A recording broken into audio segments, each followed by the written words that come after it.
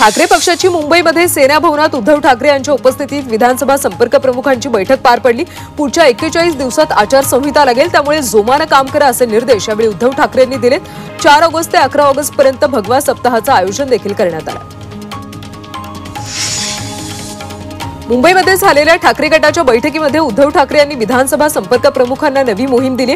शिवसंपर्क मोहीम लक्ष्य 2024 असे या मोहिमेचं नाव असून यामध्ये विविध कामं करण्याचे आदेश उद्धव ठाकरे यांनी संपर्क प्रमुखांना दिलेत। ठाकरे यांनी विधानसभा निवडणुकीसाठी उमेदवारांची चाचपणी सुरू केली आहे। उद्धव ठाकरे धारावीवरून आक्रमक झालेत। अदानी यांना वारेमाप एफएसआय दिला जातोय असा आरोप त्यांनी राज्य सरकारवर केलाय। धारावीकरांनाच पात्र अपात्र चक्रव्यूहात अडकवलं जातंय अशी टीकाही त्यांनी केली। अदानी यांना जमत नसेल तर धारावी संदर्भात टेंडर रद्द करा आणि नवीन टेंडर काढा अशी मागणी उद्धव ठाकरेंनी पत्रकार परिषदेत केली।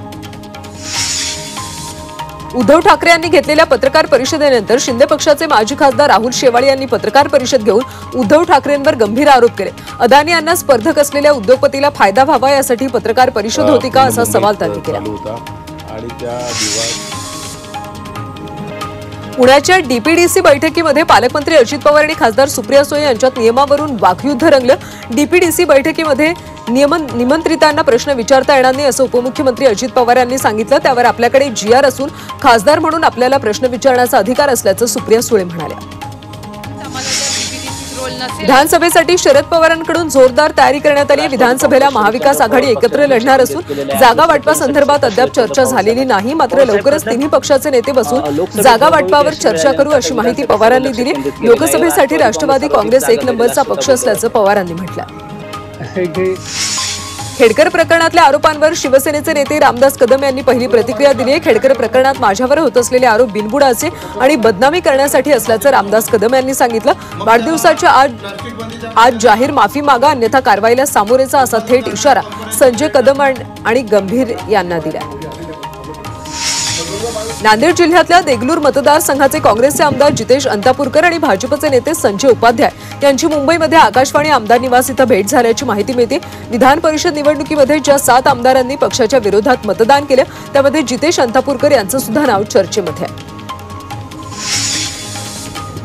शेतकरी कामगार पक्ष विधानसभा निवडणुकीचं रणशिंग पंढरपूरमधून फुंकणार आहे। 1 ते 3 ऑगस्ट दरम्यान पंढरपूरमध्ये शेकापचे 10,000 पदाधिकारी आणि कार्यकर्त्यांच्या उपस्थितीमध्ये अधिवेशन होणार आहे। पक्षाचे सरचिटणीस माजी आमदार जयंत पाटील यांनी ही माहिती दिली आहे। अहमदनगरचं नामांतर अहिल्यानगर करण्याच्या राज्य सरकारच्या निर्णयाविरोधात मुंबई उच्च न्यायालयाच्या औरंगाबाद खंडपीठात जनहित याचिका दाखल करण्यात आली। माजी कुलगुरू सर्जेराव निमसे, अर्शद शेख आणि पुष्कर सोहोनी यांनी ही याचिका दाखल केली। याची पहिलीच सुनावणी ही 25 जुलै रोजी होणार आहे। मराठा क्रांती मोर्चाचे समन्वयक दिलीप पाटील यांचं निधन झालं। गेल्या काही दिवसांपासून त्यांच्यावर मुंबईमध्ये उपचार सुरू होते। उपचारानंतर ते कोल्हापुरात आले असता पुन्हा त्रास सुरू झाल्यामुळे उपचारासाठी त्यांना पुण्यात नेलं जात होतं, मात्र वाटेतच त्यांचं निधन झालं। मनोज जरांगेंची तहसीलदार चंद्रकांत शेळके यांनी भेट घेतली। तहसीलदार शेळके यांनी जिल्हाधिकाऱ्यांचं पत्र घेऊन जरांगेंची भेट घेत उपोषण मागे घेण्याची पत्रातून विनंती केली, मात्र जोपर्यंत सरकार मागण्या पूर्ण करत नाही तोपर्यंत उपोषण सोडणार नाही असं जरांगे यांनी स्पष्ट केलं।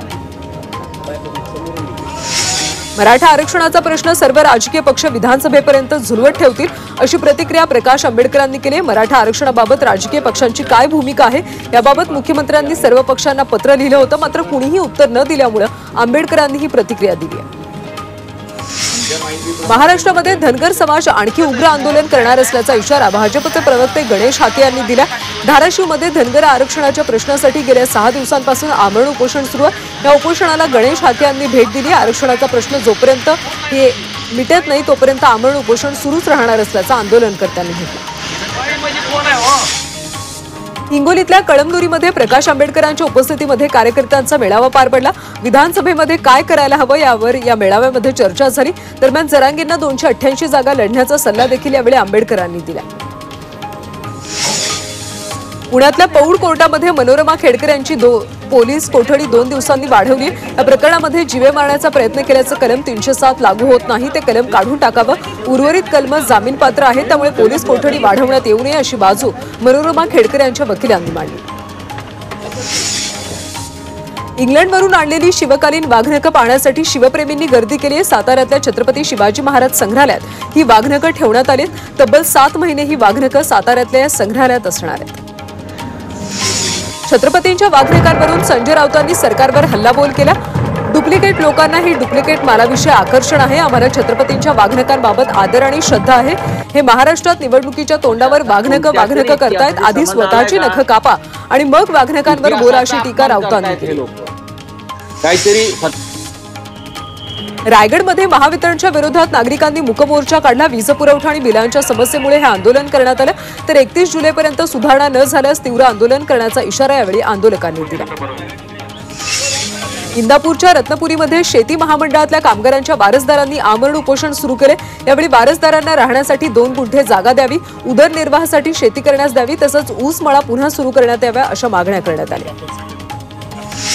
साताऱ्यातल्या बडूसमध्ये एसटी बसची दुरवस्था झाली। ऐन पावसाळ्यात काचा फुटलेल्या बस दिल्या जातात। बसमध्ये काचांचा खच पडल्यामुळे प्रवाशांना दुखापत होण्याची शक्यता आहे। त्यामुळे एसटी आगाराच्या कारभाराविरोधात नागरिक आक्रमक झालेत।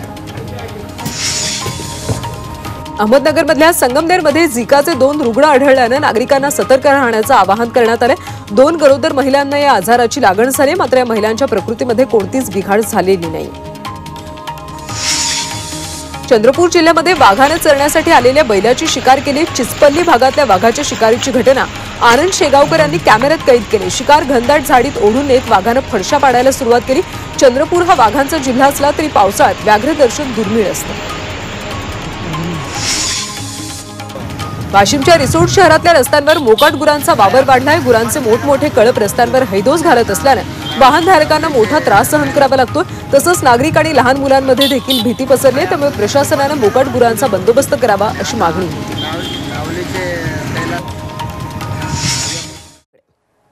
नाशिकमधल्या वणी पोलीस ठाण्यातच पोलीस अधिकाऱ्यांनी दारू तस्कर आणि गुन्हेगारी पार्श्वभूमीच्या इसमांसोबत वाढदिवस साजरा केलाय। विजय कोठावळे असं अधिकाऱ्याचं नाव असून ते पोलीस उपनिरीक्षक पदावर कार्यरत आहेत। अवैध धंदे चालकांनी सेलिब्रेशनचे फोटो सोशल मीडियावर व्हायरल केले। वाशिममध्ये चोरीच्या प्रकरणातल्या 3 चोरट्यांना स्थानिक गुन्हे शाखेच्या पथकाने तपासणी दरम्यान अटक केली। यावेळी 3.5 लाखांच्या किमतीमध्ये सोनं चोरट्यांकडून जप्त करण्यात आलं। मुंबईमध्ये धर्मवीर 2 सिनेमाच्या ट्रेलर लॉन्चिंगचा सोहळा पार पडला। मुख्यमंत्री एकनाथ शिंदे आणि उपमुख्यमंत्री देवेंद्र फडणवीस यांच्या उपस्थितीमध्ये ट्रेलर लॉन्च करण्यात आला।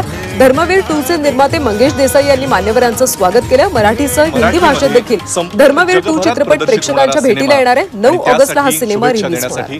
ते आवर्जून इथे उपस्थित आहेत। एकदा जोरदार टाळ्या झाल्या पाहिजेत। सलमान मुंबईला पाणी पुरवठा करणारा तुळशी तलाव पूर्ण भरलाय। मुंबई महानगरपालिकेला पाणी पुरवठा करणाऱ्या तलावापैकी तुळशी तलाव हा सर्वात लहान तलाव आहे। गेल्या काही दिवसात त्या तलावाच्या पाणलोट क्षेत्रात झालेल्या जोरदार पावसामुळे तुळशी तलाव भरून वाहतो।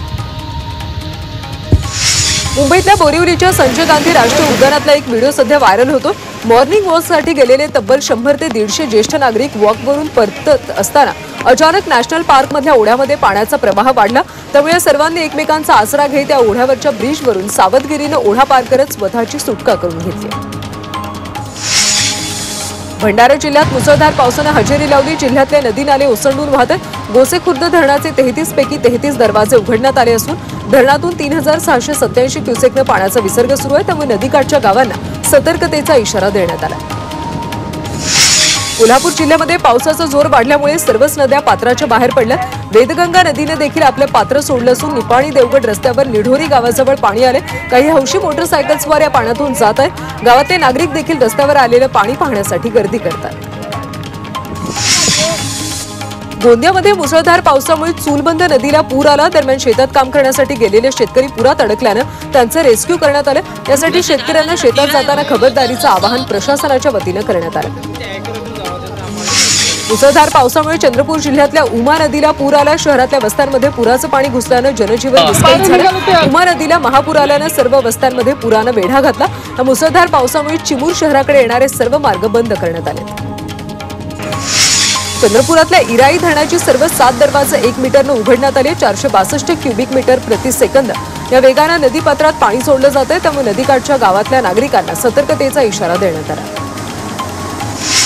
सांगलीमध्ये मुसळधार पावसामुळे वारणा आणि कृष्णा नदीच्या पाणी पातळीत वाढ झाली। यामुळे मांगले सावर्डे दरम्यानचा बंधारा पाण्याखाली गेल्यानं या मार्गावरची वाहतूक ठप्प झाली। तर चांदोली धरण देखील 69% भरले असल्यामुळे वारणा नदीकाठच्यांना प्रशासनानं सतर्क राहण्याचा इशारा दिला। यवतमाळमधल्या निळोणा धरण ओव्हरफ्लो झाले। निळोणा धरणानंतर चापडोह धरण देखील लवकरच ओव्हरफ्लो होण्याची शक्यता आहे, तर धरणातल्या पाणी साठ्याच्या काठावर बसून पर्यटक निसर्ग सौंदर्याचा आनंद लुटतात. त्यामुळे या स्थळांच्या पर्यटनाच्या दृष्टीने विकास करण्याची मागणी आता यवतमाळकरांनी केली आहे. सिंधुदुर्गातल्या तिलारी धरण 85% भरले, तर इथून पाण्याचा विसर्ग सुरू झाल्यामुळे पाटबंधारे विभागाकडून गंगापूजन करण्यात आलं. दरम्यान तिलारी धरणातून पाण्याचा विसर्ग सुरू झाल्यामुळे नदीकाठच्या गावांना प्रशासनाकडून सतर्कतेचा इशारा देण्यात आला. मुंबई नाशिक महामार्गावर खड्डेच खड्डे पाहायला मिळत आहेत. त्याची गंभीर दखल मंत्री दादा भुसे यांनी घेतली. येत्या 2 ते 4 दिवसात आपण याबाबत बैठक घेणार असून पोलीस, आरटीओ आणि ट्रॅफिक विभागाचे अधिकारी या बैठकीला उपस्थित असतील असं त्यांनी सांगितलं. इथल्या रस्ते दुरवस्थेची बातमी झी 24 तासनं दाखवली होती. खड्ड्यांमुळे मुंबई ते नाशिक या 4 तासांच्या प्रवासाला तब्बल 10 तास लागतात. वाशिमच्या जमुडा ते आटकळी या ग्रामीण रस्त्यांवर प्रचंड खड्डे पडल्यामुळे या रस्त्यांची दुरवस्था झाली, तर पावसाळ्यात हा रस्ता चिखलमय झाला. त्यामुळे वाहन चालकांना प्रचंड त्रास सहन करावा लागतो. यासाठी रस्त्याची दुरुस्ती करण्याची मागणी केली जाते. परभणीच्या जिंतूर शहरातल्या अण्णाभाऊ साठे चौकामध्ये रस्त्यावर पडलेल्या खड्ड्यांच्या विरोधात अनोखं आंदोलन करण्यात आलं. भला मोठा खड्डा तरुणांनी भीक मागो आंदोलन करून बुजवलं. या खड्ड्यामध्ये आदळून अनेक अपघात होत असतात. त्यामुळे तरुणांनी शासन भिकारी म्हणून आम्ही आपल्या दारी अशी घोषणा दिली. वाशिमच्या जमुडा ते आटकळी या ग्रामीण रस्त्यांवर प्रचंड खड्डे पडल्यामुळे या रस्त्याची दुरवस्था झाली, तर पावसाळ्यात हा रस्ता चिखलमय झाला. त्यामुळे वाहन चालकांना मोठा त्रास सहन करावा लागतो. यासाठी रस्त्याची दुरुस्ती करावी अशी मागणी केली जाते. नागपूरच्या सूरजनगर वस्तीमधल्या घरांमध्ये पावसाच्या पाण्याचा डम्पिंग यार्डचा कचरा शिरला. त्यामुळे परिसरात दुर्गंधी पसरली असून नागरिकांसाठी मोठी अडचण निर्माण झाली. मात्र अद्याप प्रशासनाने याबाबतची दखल घेतलेली नाही.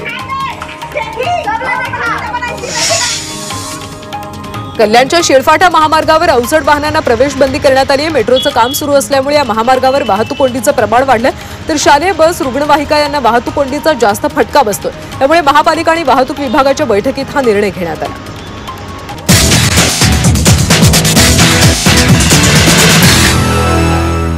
24 तास